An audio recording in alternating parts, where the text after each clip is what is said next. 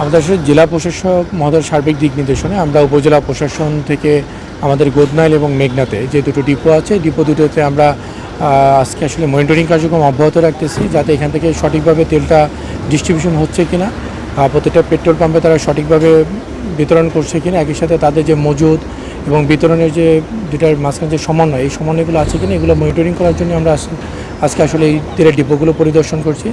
একই সাথে আপনারা অবগত আছেন যে আমরা ইতিমধ্যে আমাদের উপজেলাতে যে পেট্রোল পাম্পগুলো আছে এগুলোতে আমাদের এক্সিকিউটিভ ম্যাজিস্ট্রেটরা যথাযথ ব্যবস্থা নিচ্ছে। অলরেডি আমরা 4টা পেট্রোল পাম্পকে 50,000 টাকা জরিমানা করেছে অবৈধ মজুদের জন্য।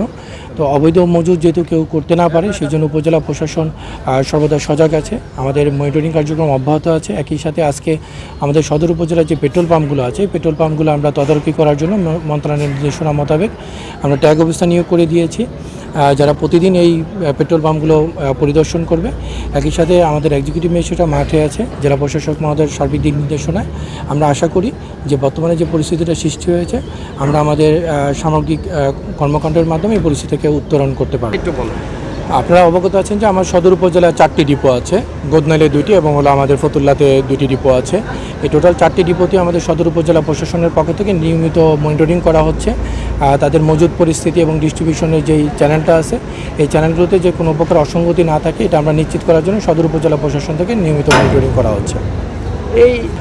আমরা আসলে এখানে চেক করেছি যে তাদের আজকে যে অ্যালটমেন্টটা ছিল, একই সাথে তাদের যেটা ডিস্ট্রিবিউশন হচ্ছে বিভিন্ন যে ঢাকা থেকে যে অ্যালটমেন্ট আছে সে অনুযায়ী ডিস্ট্রিবিউশন হচ্ছে কিনা, আমরা এখানে কোনো প্রকার অসঙ্গতি পাইনি।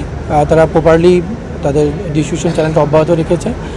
সার্বিক কার্যক্রমের মতো সন্তোষজনক, সবাই পর্যাপ্ত পরিমাণে তেলটা পাচ্ছে অ্যালটমেন্ট অনুযায়ী।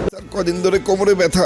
এসপি হাসপাতালে চলে যাও। এসপি হাসপাতাল, প্রতিভাদীপ্ত চিকিৎসক ডক্টর এস চক্রবর্তী, অপারেশনবিহীন হাঁটু, কোমর, প্যারালাইসিস সহ আন্তর্জাতিক মানের চিকিৎসা ও রোগ মুক্তির নিশ্চয়তা। এসপি হাসপাতাল, অত্যাধুনিক চিকিৎসা সেবায় অতুলনীয়।